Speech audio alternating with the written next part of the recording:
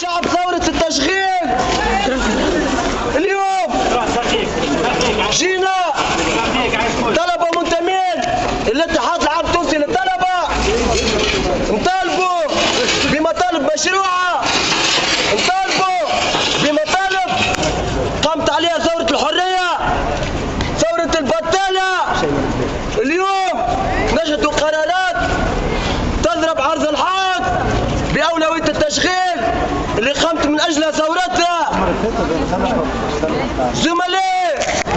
زميلاتي، نداء إليكم وإلى كل فئات الشعب التونسي أن نلتف حول بعضنا البعض لصنع وحدة طلابية ولصنع وحدة شعبية عريضة. وحدة طلابية ضد الهجمة الوزارية. وحدة طلابية ضد الهجمة الوزارية. وحدة طلابية ضد الهجمة الوزارية. وحدة طلابية ضد الهجمة الوزارية.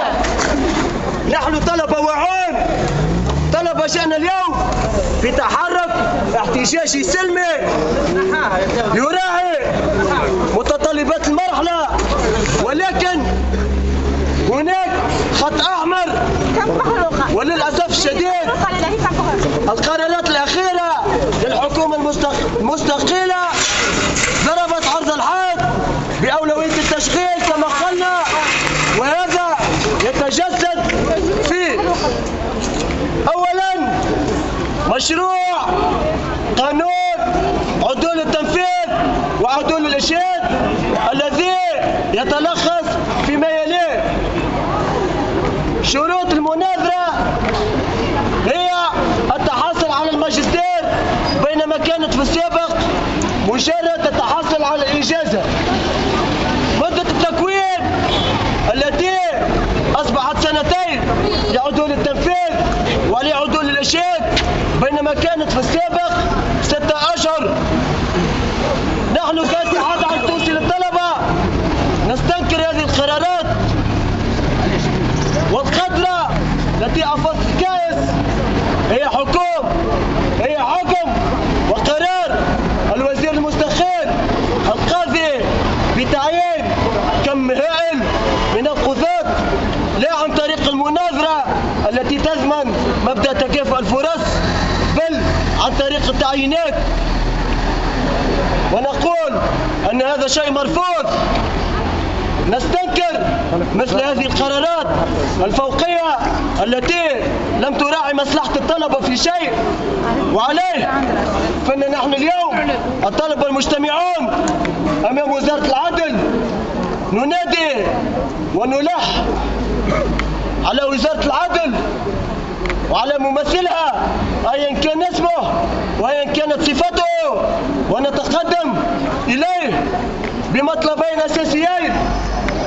أما المطلب الأول فهو مراجعة القرار الأخير الذي نحن نرفضه رفضا مبدئيا.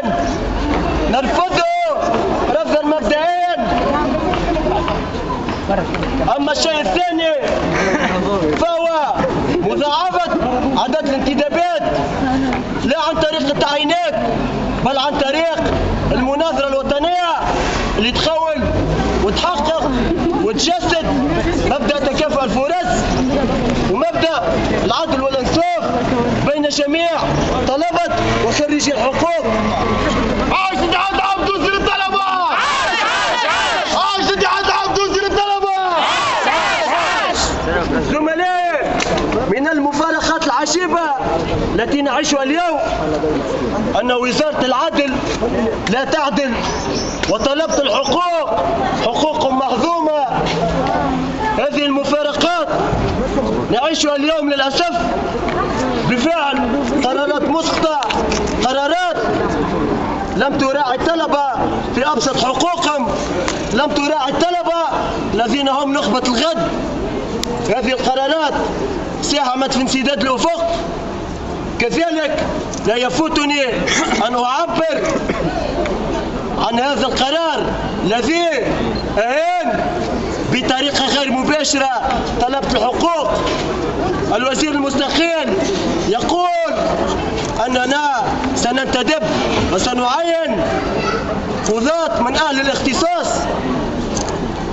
هل نحن طلبت الحقوق ندرس تربية الحلزون؟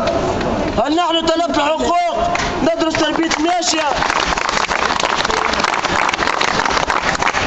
يعني بطريقة غير مباشرة السيد يقول انكم انتم طلبت الحقوق غير مؤهلين لتسيير المرفق القضاء. هذا اولا.